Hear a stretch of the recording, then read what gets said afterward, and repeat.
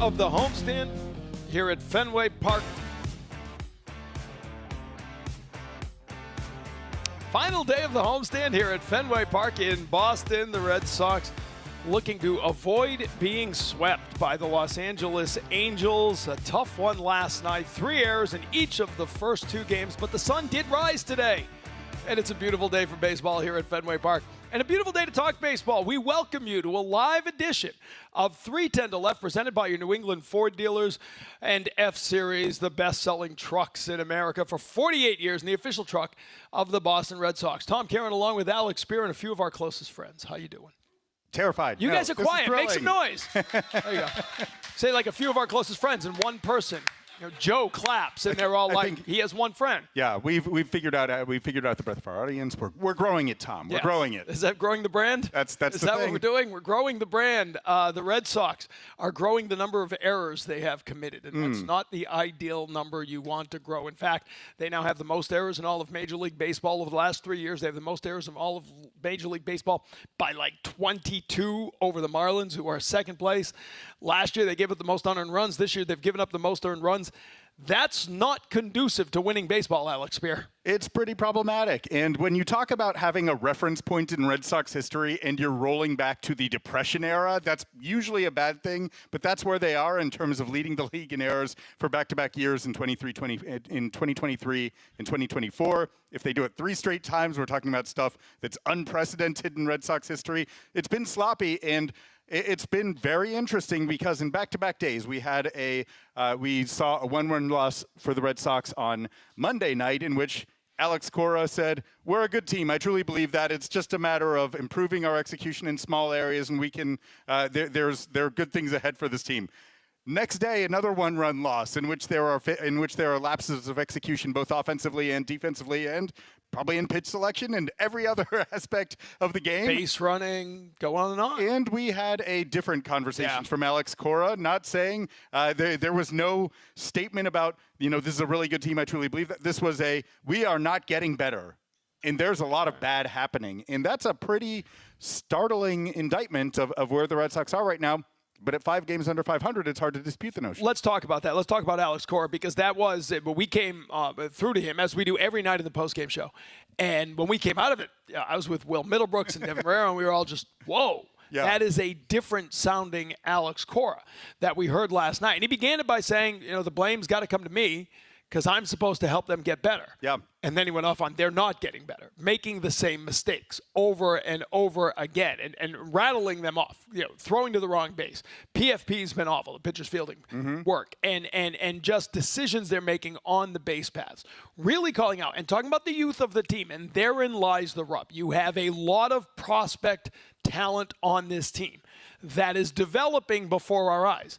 And prospect development is never linear. There are ups and downs, and there's been a lot of downs with 17 one-run losses. Half of their losses this season more than the Red Sox have run. ever had through 61 games. Incredible. More one-run losses through 61 games than, again, we're going past the Depression era, right through 1901. You're making me depressed with all this talk of the Depression era is what you're doing. But it's hard for a young team, and we've been sitting around watching these games the last few nights. I remember we're over in the luxurious Wasabi Fenway studio while you're up there cramped in a little clubhouse trying not to get hit by a foul ball. Occasionally having a laptop blown up, sure. It happens in the line of duty. But the conversation has been try to find a recent team that has become a contender with a primarily first, second, third year roster. There aren't many. Eventually, either because they were already a group of veterans in-house, or you go out and get those veterans. Right. But usually there is a mix.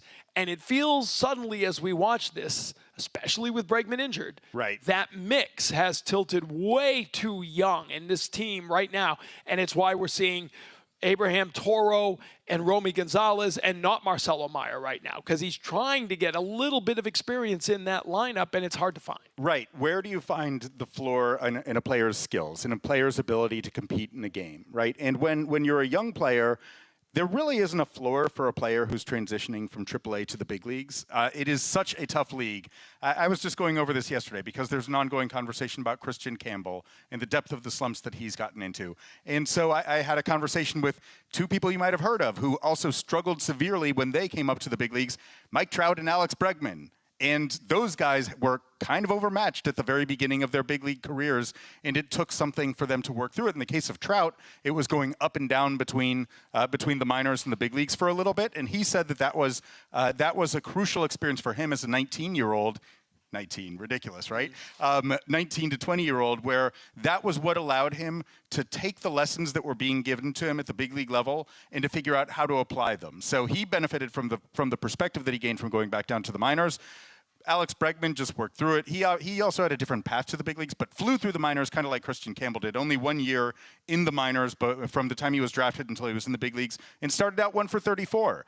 But then just rode it out and used that experience in the big league level in order to be able to find his footing. And then all of a sudden, he was the Alex Bregman that everyone came to know as a star contributor, a foundation to the Astros. But being a young player in the big leagues is really hard. And when your goal is to win, everything is defined by winning, not by development, right?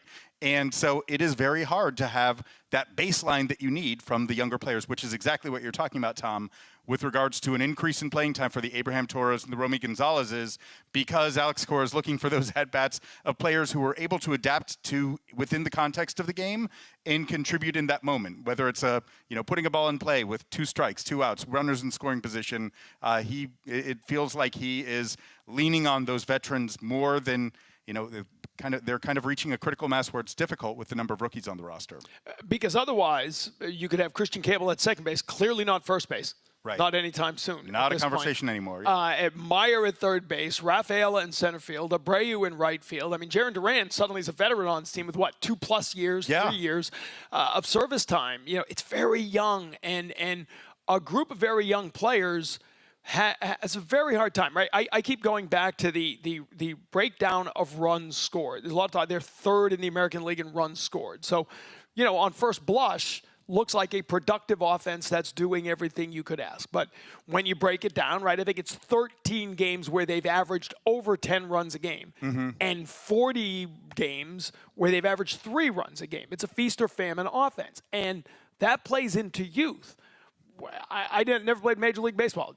You did not. Nope. But it seems, as a guy who's watched a lot of baseball over the years, it's a lot easier to be a rookie and step up to the plate with a 6-0 lead in the 5th inning than it is to be a rookie and step up to the plate down 2-1 in the 8th. Those are different at-bats. And I know that's an ongoing debate in the analytics world. Does clutch exist, right? That was a big thing for a while.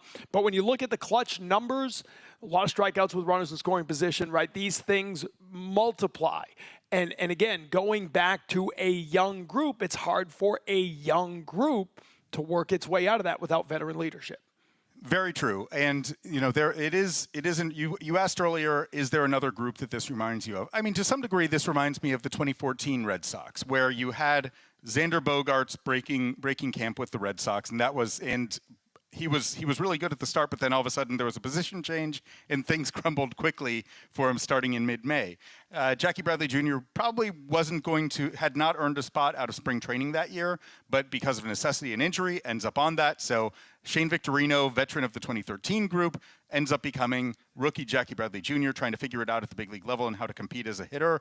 And then they end up calling up the super hot prospect, Mookie Betts, who did not have a floor. And so he was struggling. He struggled in his transition to the big leagues. There were different dynamics in play because that was a very veterans versus young players dynamic where the veterans made it hard, honestly, on the younger players and were really leaned on them hard when they made errors.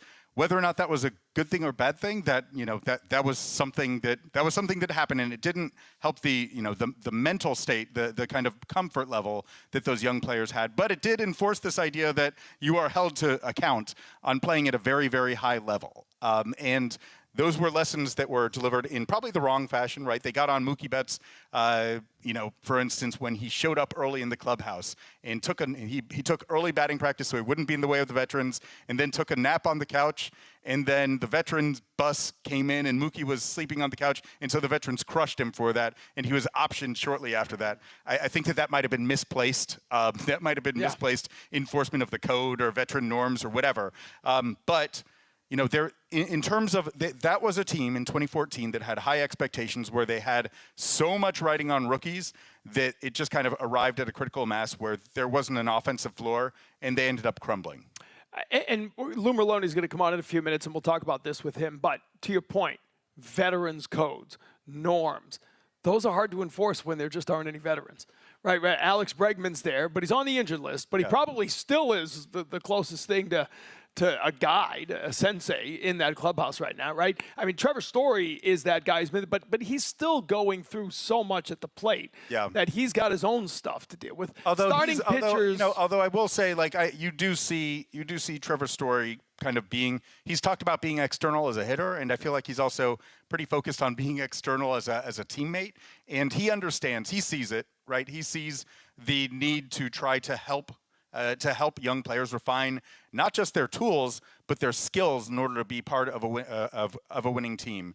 And in the clubhouse, you see there's kind of a gathering of the veterans that occurs a lot post game. Whether it's Trevor Story and Rob Refsnyder and Connor Wong, you see those guys, but not Rafael Devers, right? But he has not talked to the media but once. Since the original post-game conversation here, right? When the Thursday before the road trip, when he went through the whole thing about the position, he's spoken once since, despite a couple of walk-off hits. And this is where, and you mentioned Xander Bogaerts before, this is where Xander Bogaerts would always understand, I went 0 for 4 with 3 strikeouts tonight, but someone's got to go out and talk to the media right now. Last night, I felt you need, and there we had all the interviews coming in, and it was, sit down, Rafael. I said, we're playing really hard, we're working really hard, we're good. But you needed a veteran last night. You just didn't have that guy. Who could and it should have been Devers. At some point over the last couple of weeks, it probably should have been Devers at some point, just sort of speaking for the team. Not for yourself. Because you're the longest tenured member of the organization, and you have the opportunity and the perspective to talk about what you're seeing and relate that to what you've seen before. Relate that to what players are going through. And this isn't me whining as a media member because we do enough of that. Yeah. Lord knows I do enough of that. There's a lot of people here who can confirm that I do enough of that. Okay, but this is about... There's some interesting post-games, Tom. Yes, this is about the fans getting a message from that clubhouse. Right.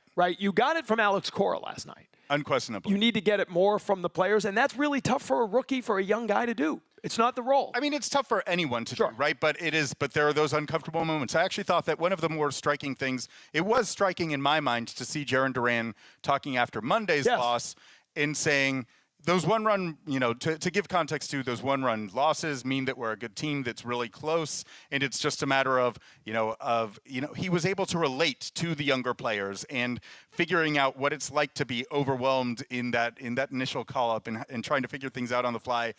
He was both empathetic and had perspective about like how time allows you to perform differently and execute differently when you do have a wealth of experiences to draw from. I did think that the interesting thing, Tom, is that you are seeing some players who have been a part of the organization assuming more of that veteran perspective, that leadership perspective, thanks to the growing number of experiences that they've had. But yes, I mean, to your point, you would love for an organization would love for their highest paid and longest tenured player to be a more visible presence who was able to take stock of the team and kind of address the sky is falling phenomenon. And right now, in terms of, that's not a role that Rafael Devers is taking. He's speaking loudly with his bat, but in terms of kind of taking cover, providing cover for other people to offer that, team perspective at a time of struggle, that's not something he's doing right now. Jarren Duran is interesting, right? Because you think about where his career started. Yeah. And I,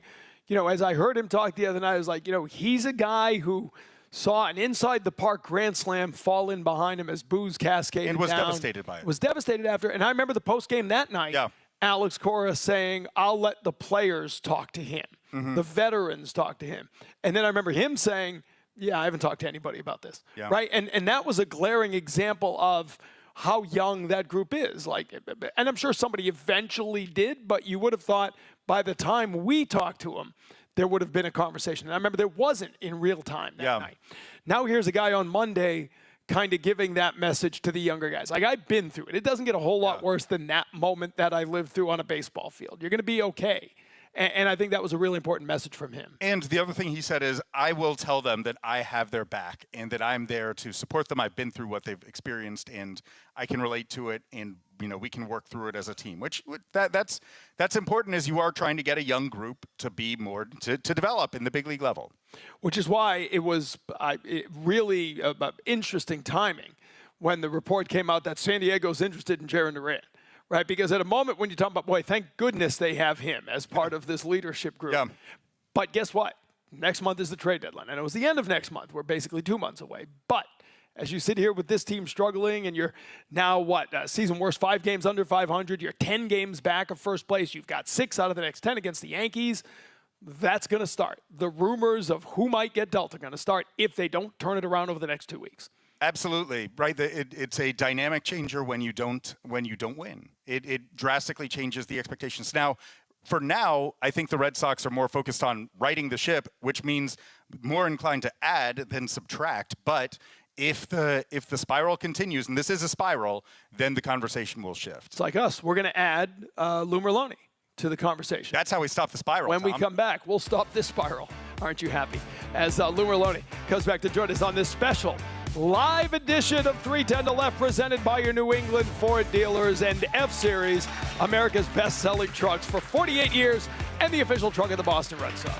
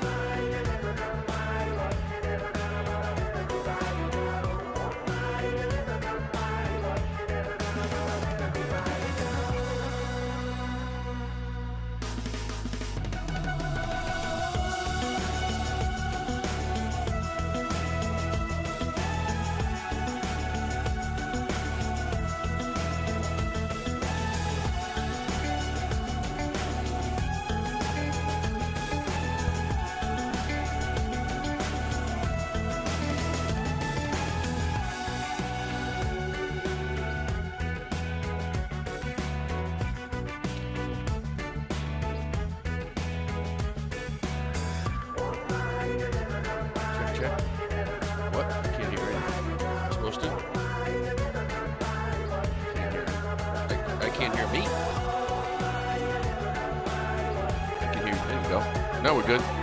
That's good. Yep.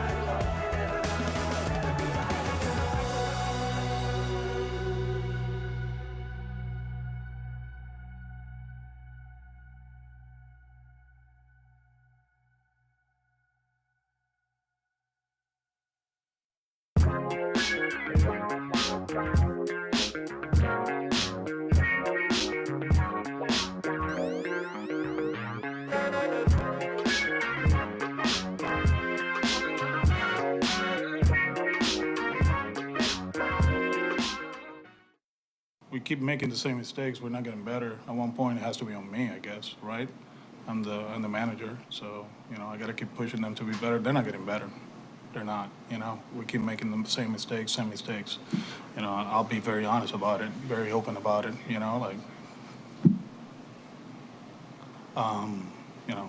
You get frustrated, but at one point it's like, okay, what are we gonna do? What's gonna change?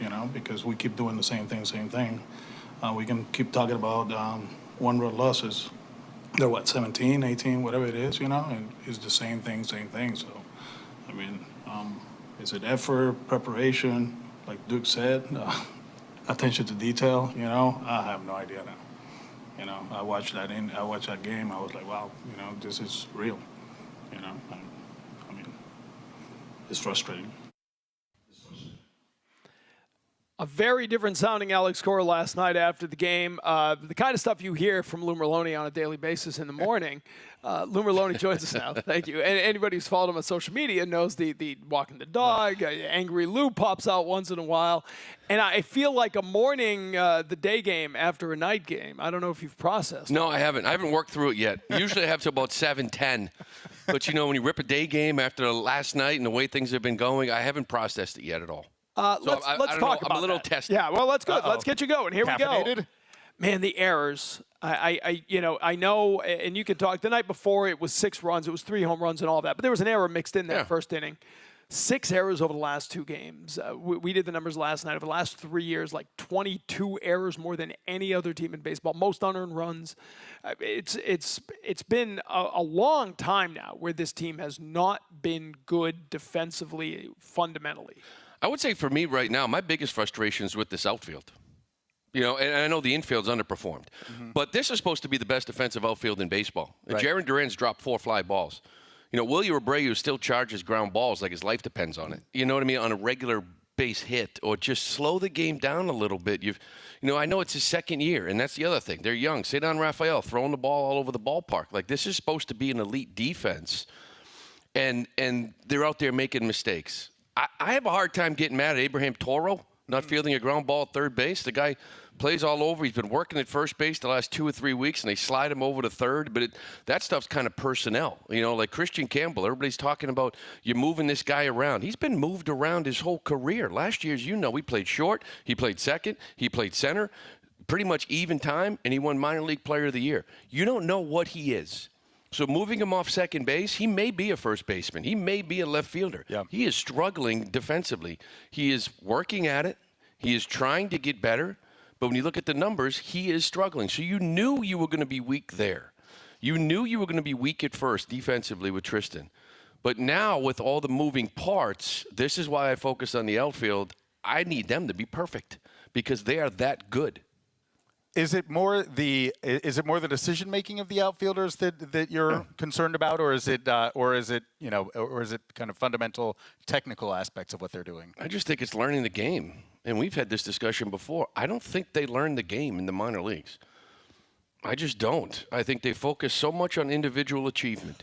Let's talk about your first step. Where does that rank? Let's talk about your exit velocity. Let's talk about your chase rate.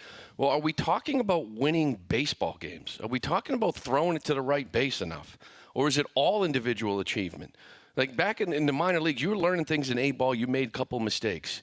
Then you got to Double-A and you maybe made one little mistake, by not moving the runner or throwing the ball to the right base, or taking first to third, or taking it when you're not supposed to. Then by the time you got to Triple-A, you really minimize those mistakes. Then you got to the big leagues and you can learn how to play big league baseball. The speed of the game, pitches you've never faced before, some of the little intricacies of playing the game at that level. Now they're learning those while also learning which base to throw to, while also learning when to tag and when not to at second base, when not to go to first to third at certain times. Like, it's just, there's so much on these guys' plate, and I'm talking about coaches, that they show up and everyone's like, what's wrong with the fundamentals? Well, look around the field. You got a rookie at catcher. You got guys trying to learn how to play first. You got a kid at second defensively that is below average. That's why you have a special outfield.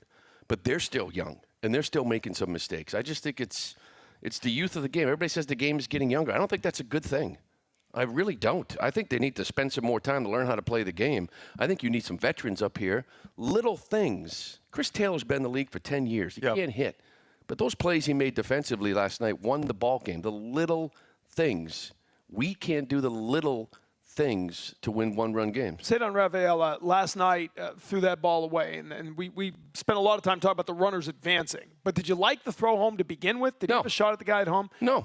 He said after the game that if I made a good throw, he's out. No, right. he's not. He's Peter safe. Abraham followed up saying, you thought you had him at the plate. He said, yes, absolutely. And to me, that was the example of youth, right? A guy who, after the game, still believes I did the right thing. Like, I got to get that. Well, that's the thing. You got to get to him and say, no, you're wrong. And you read the situation wrong. And this is part of the individual stuff. Like last night, Brian Bayo goes 6 innings for the first time in 5 games. He should be extremely happy in the dugout.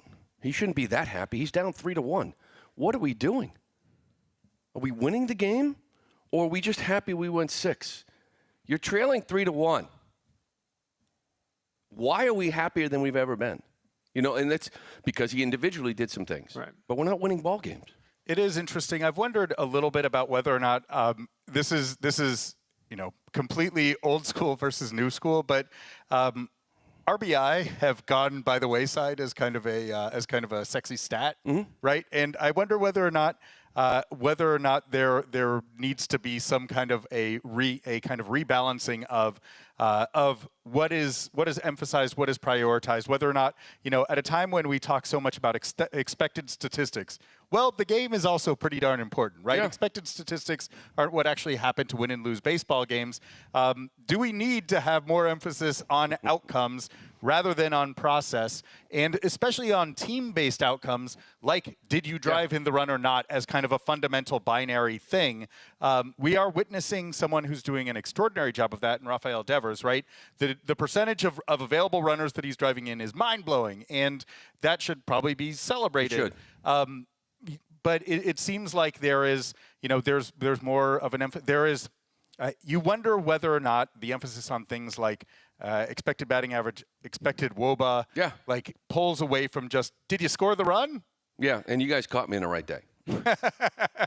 You really did. Because expected numbers do nothing for me.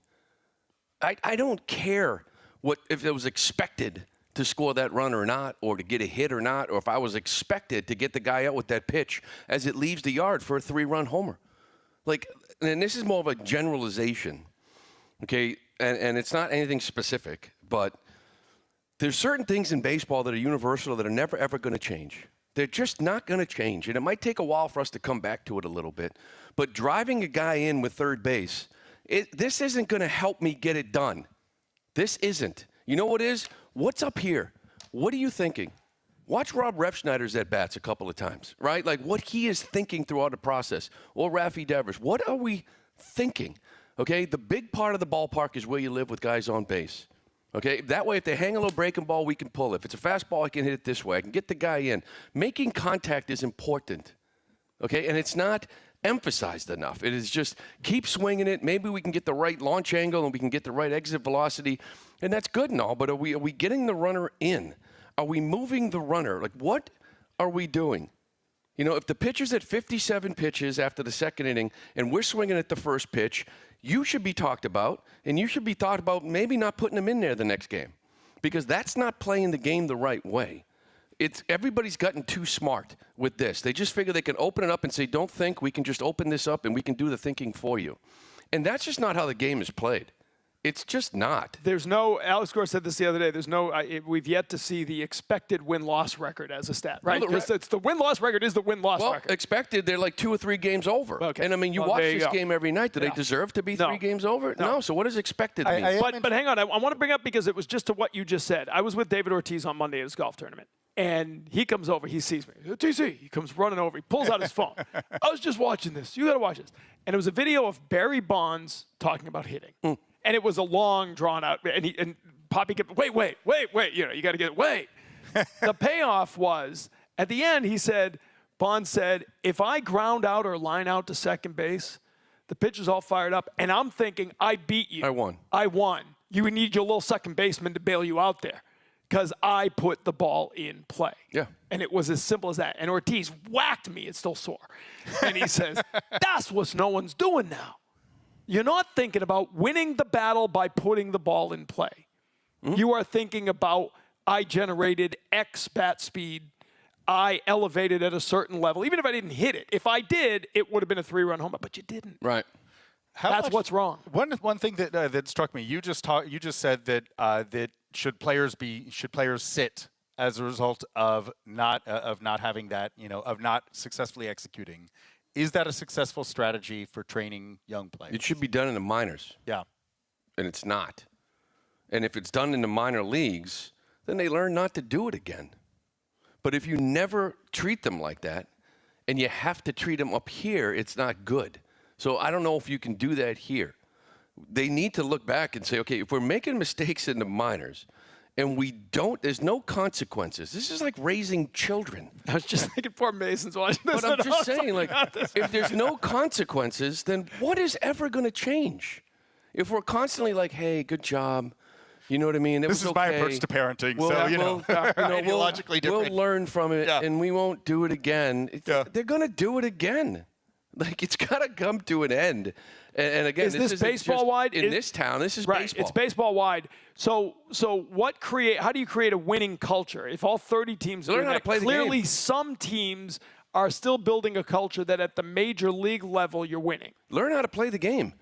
There's a man on second base. How do you feel right now at the plate? You feel good? You feel like you can hit that ball to the right side? Awesome. Do it, but I expect you to hit the ball from the right side. If I see you turning and burning the left field, we're going to have a discussion. If you don't feel right at the plate and your job is to get that guy over, put a bunt down on your own.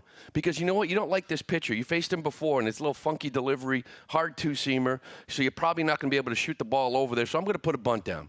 I'm going to move him over there. But if I get fisted and hit a ground ball, I'm cheering. I don't know if they cheer anymore. Because it would be like, there goes my exit velocity average. There goes my 90 average, whatever it is, EV. That, you know what I mean? Like, it's not. And then you teach them like that. Hey, why did you just throw the ball to home plate right there? We're up 2 runs. The base hitter just hit a base hit up the middle. You got the leadoff hitter on second. Do you know who's on second? Do you know how fast he is? Do you know if he have a shot or not?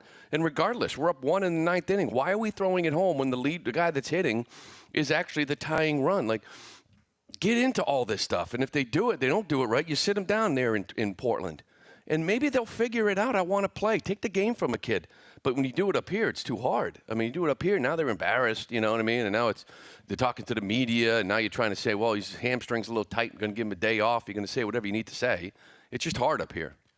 It is interesting, though, from a philosophical standpoint, right? Like that question of moving the runner over. I think that the long-standing discussion is, do you play for 1 run, when you have an opportunity, or do you play for a big inning? And and kind of playing devil's advocate here, the aggressive A-level hack is the one that that's going to give you, kind of the greatest ceiling on that inning, right? Like, you have a chance to put up the crooked number on the board as opposed to playing for one run.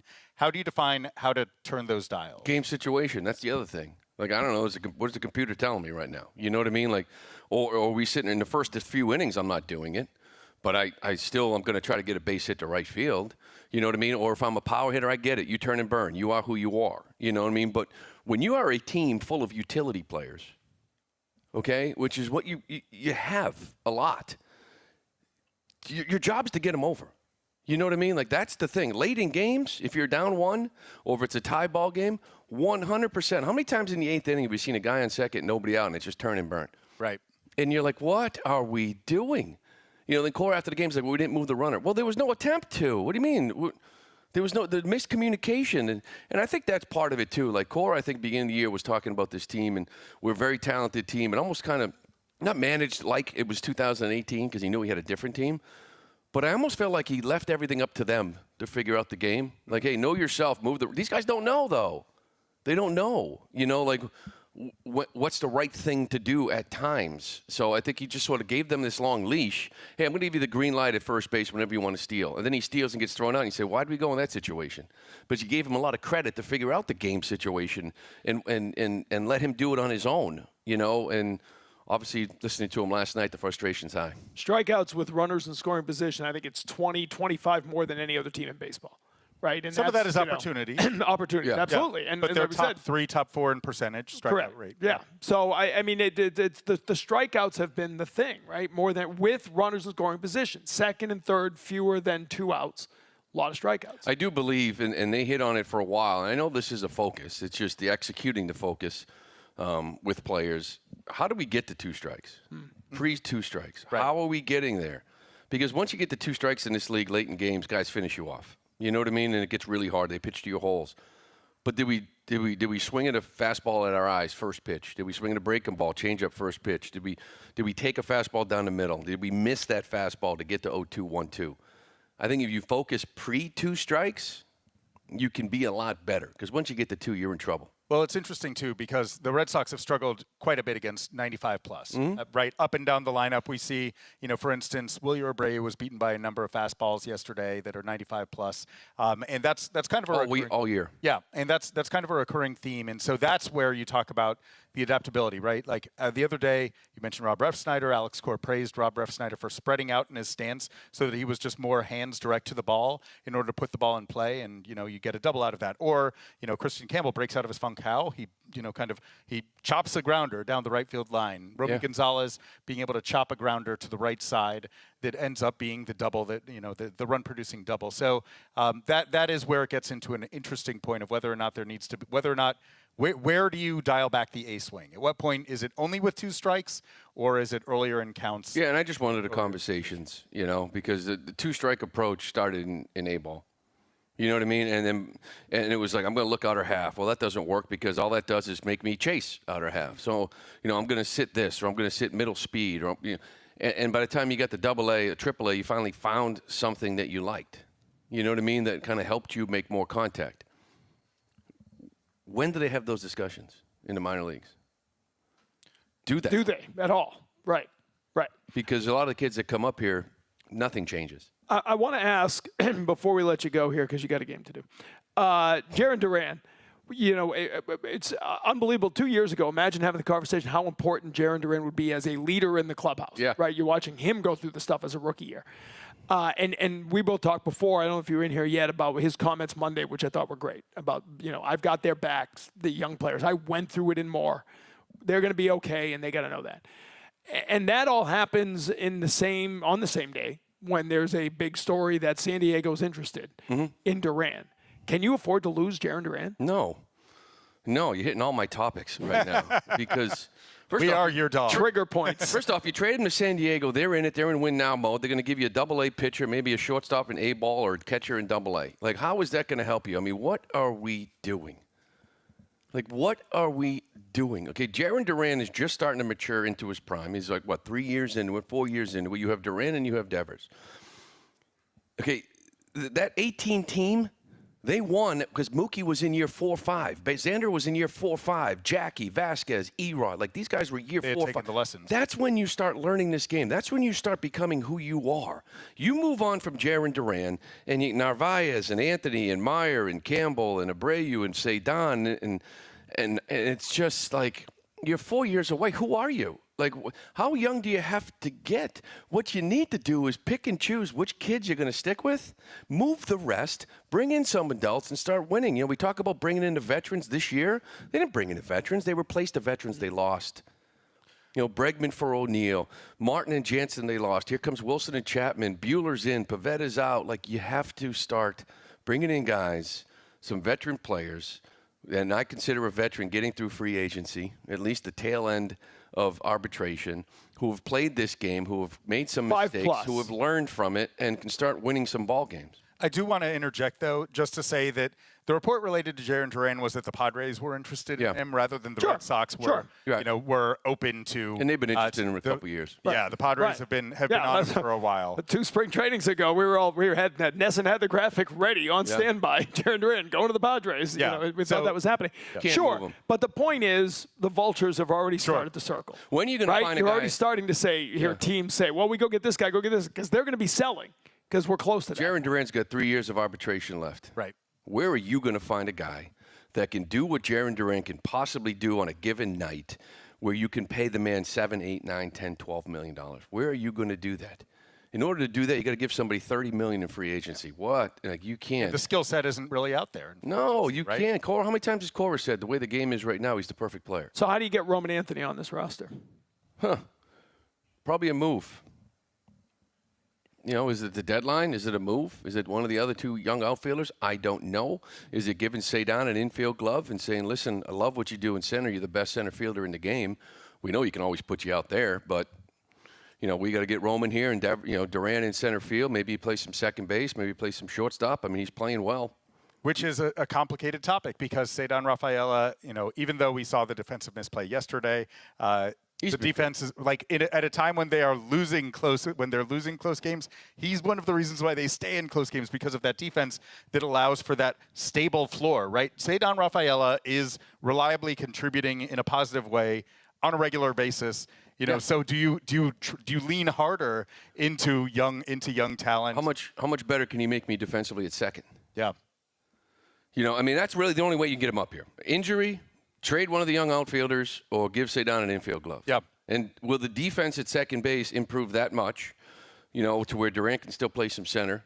So it's not easy. I get it. It's kind of weird that he's down there. He's the best one of the 3. Yeah, whoever would have thought of the big four last year, he would be the last one. Yeah. Sitting in the minors. All right, you got about, 2.5, 3 hours to calm yourself down? I'm going to go for a walk. Dave O'Brien's got his hands full. This helped, though. I'm glad. We're glad. We'll send you the bill. Therapy. We're here for you, Lou. Yeah. We're going to bill you for therapy. How about it, everybody? Lou Merlone here with us. Our live 310 to left here at the Ford Clubhouse is presented by New England Ford Dealers. Stay with us. We continue with a special edition of 310 to left after this.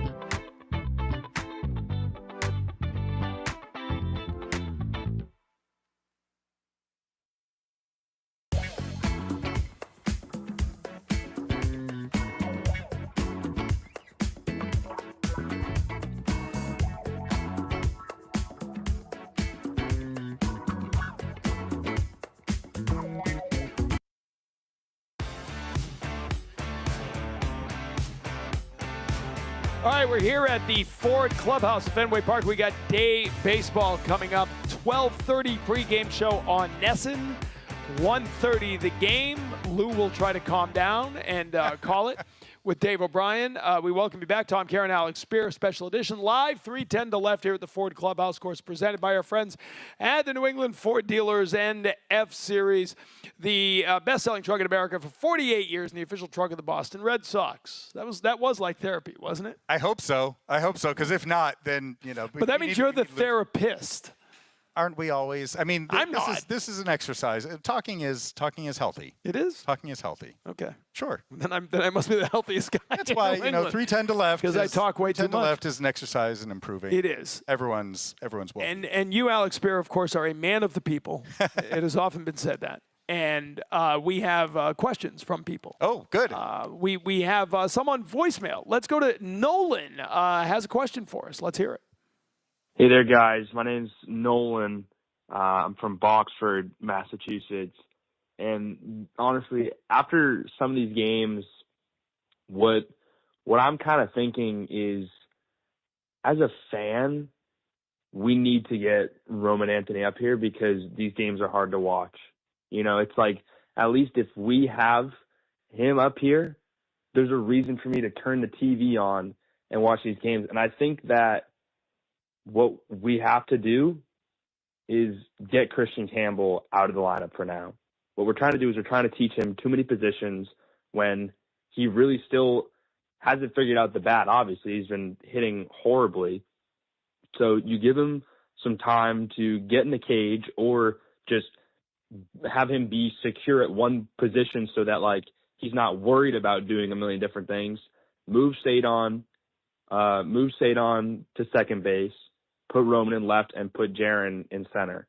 That way we actually have, obviously there's the horrible little mistakes we're making, but now I'm actually wanting to watch games and I'm having fun watching games because we have Anthony in the lineup. And maybe that's the boost that we need while we just give Christian Campbell some time to figure it out. I don't know. This is what I was thinking as the way to figure it out, and I'm sad right now when I'm watching, so I just want anything exciting, really. But, yeah. Thank you, Nolan. We heard the word horrible or a derivative of the word horrible 3 times. Sad at the end I'm of sorry that Nolan is sad. You're a man of the people. These are your people, and they are sad at the horrible things they are seeing. So this ties into a piece you wrote 2 days ago now about would Christian Campbell benefit? We'll get to Anthony in a minute, but the part of this is would Christian Campbell benefit by getting time in the minors? And it feels like we're getting closer to that point. It certainly feels like it's a question that has to be asked, and that probably is being asked inside of the Red Sox organization at this time. It is not a simple yes and no question because it is player dependent. Some players need to be able to figure it out at the major league level. Some players benefit from working it out in the minors.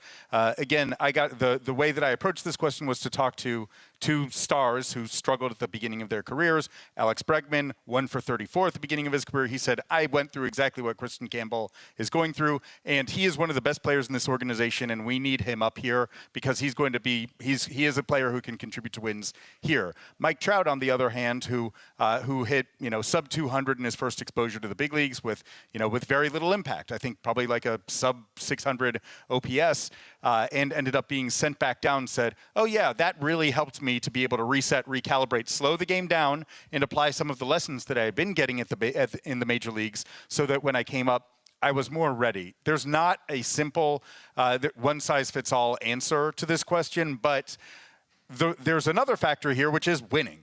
Right, and there's the question of, as Christian Campbell is working through the struggles, given that the Red Sox are kind of in this scramble to score runs, how much leeway can you afford him to figure things out on his own, instead of doing so at the minor league level? And these are kind of the factors that are playing into it. Is it better for his development to be in the big leagues or the minors?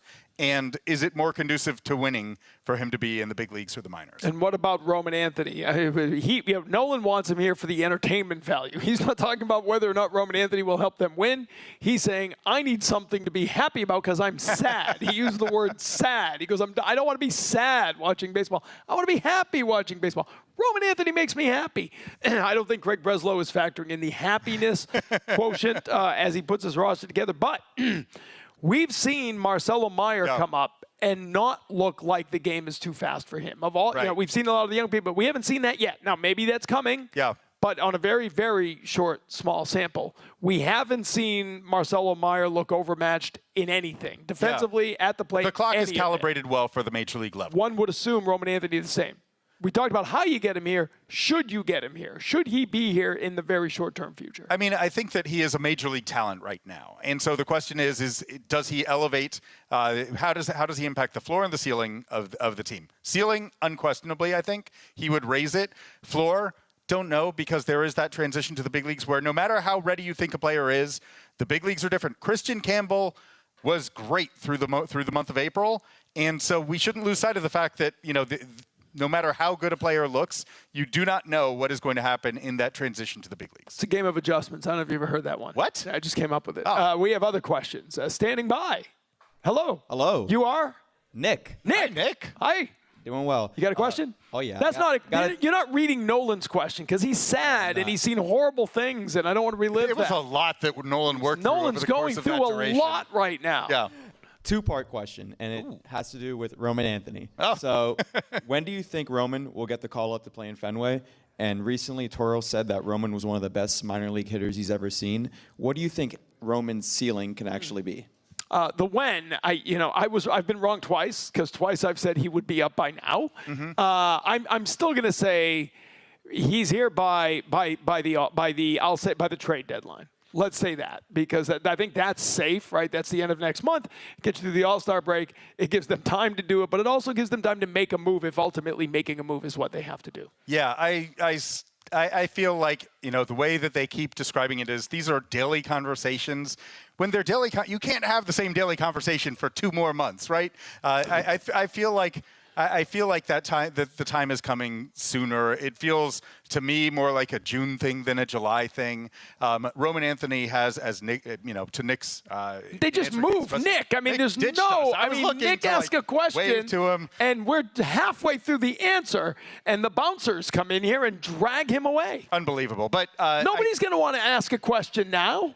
So I mean, you just get a bum rush back to your table. Yeah, you're allowed to stay when you ask a question. And now a new guy is like hovering over you. Well, you'll wait. Just wait. You'll get your question in a minute. The ceiling question, though, that Nick asks, I mean, there's a reason why he's the #1 prospect in baseball. J.P. Ricciardi, who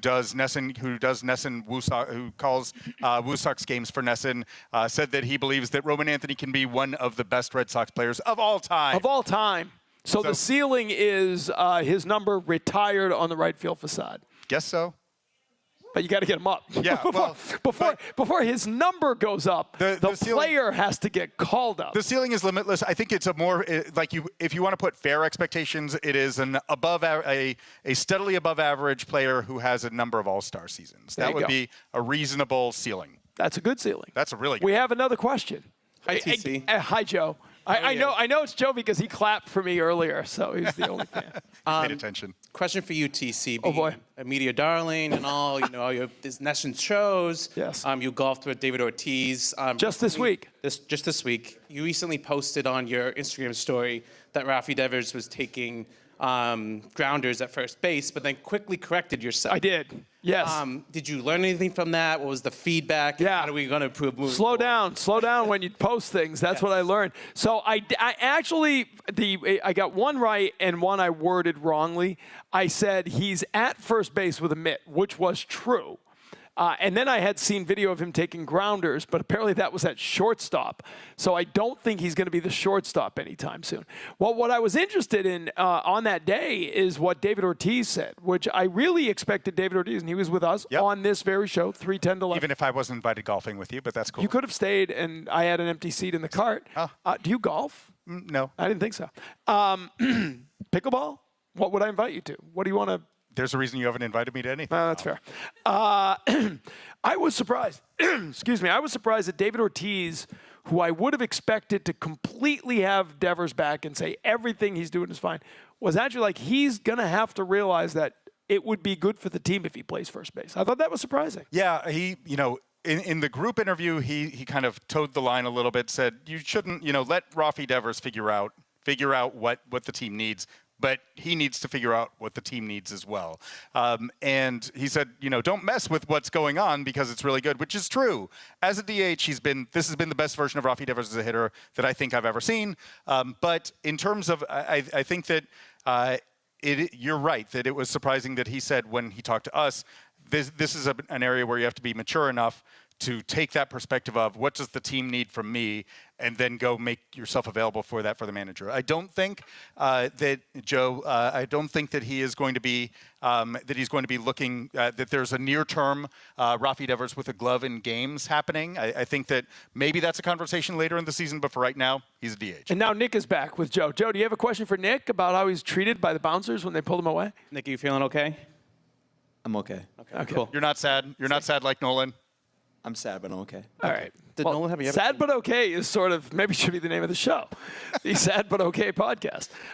Joe, Nick, thank you for your contributions. We appreciate that, and thanks for our bouncers for bringing Nick back.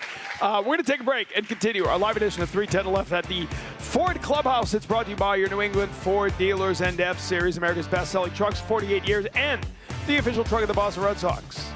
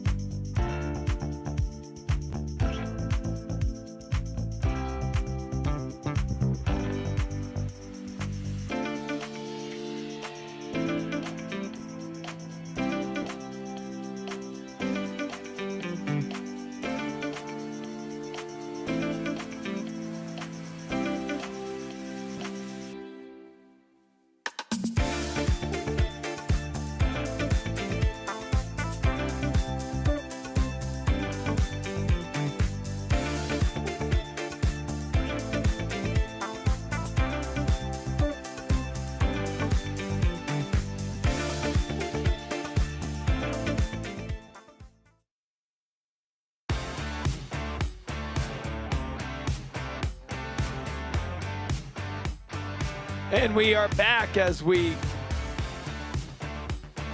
continue on 310 to left, live from the Ford Clubhouse here at Fenway Park. Crowd starting to gather outside as we are now closing in on 11 to 12, 11. I can't do that. 2.5 hours to go. Thank you. 2.5 hours to go. As we wrap things up. Lineup is out, and it's interesting. Meyer is back, Marcelo Meyer, back at third base today, and with Rafaela in center and Duran in left, we now have no refs in the lineup. I thought I had read that Ref Snyder wasn't. I had live. I heard show, it from Tom. you. Live Okay. show, Tom. My bad. We make mistakes. Well, yeah, Rafael Devers is not taking ground balls at first base anytime. He's the DH, in fact, today. So no huge surprises there. Meyer gets back in the lineup after a couple of days. But not off. at cleanup, right? Which is a little bit, where he had been at times. So it's, just the instability at cleanup serves as kind of a microcosm of a lot of what's going on with the Red Sox right now. No doubt about that. Hamilton is short, so a day off for Story as the Red Sox try to get a long start out of Giolito. 4 2/3 last time. Took him out because they didn't want him to face Olsen. Wilson got in, got the job done, so it worked. But he has put together 2 starts now where he's pitched well. Yeah, I mean, look, he's coming off of more than a year without pitching in big league games, and he had struggled the last time he had been in big league games in 2023. So I think that there have been a lot of encouraging signs from Lucas Giolito, particularly when you recognize that this isn't a finished product right now. All right, neither is this, but the show's finished. Nice segue. Thank you. I want to thank everybody who came out this morning. Thank you. It's been a blast. Had a great crowd and a lot of coffee, which was imperative for this to actually work. And want to thank you for checking out this edition. We will be back with you Monday. I will not be. You will be. I'll be forlorn. You'll be. I'll be sad. You'll be sad like Nolan. Yeah. And you'll see horrible things. I hope you don't see horrible things. Oh gosh. I will be coming back from Vermont. Looking forward to that. Going to see a Vermont Lake Monsters game. Up in Burlington. In the words of the great John Mulaney, we can just turn and say bye-bye. Bye-bye. We'll see you next time on 310 to left. Thanks everyone at New England Ford Dealers for bringing it live to you.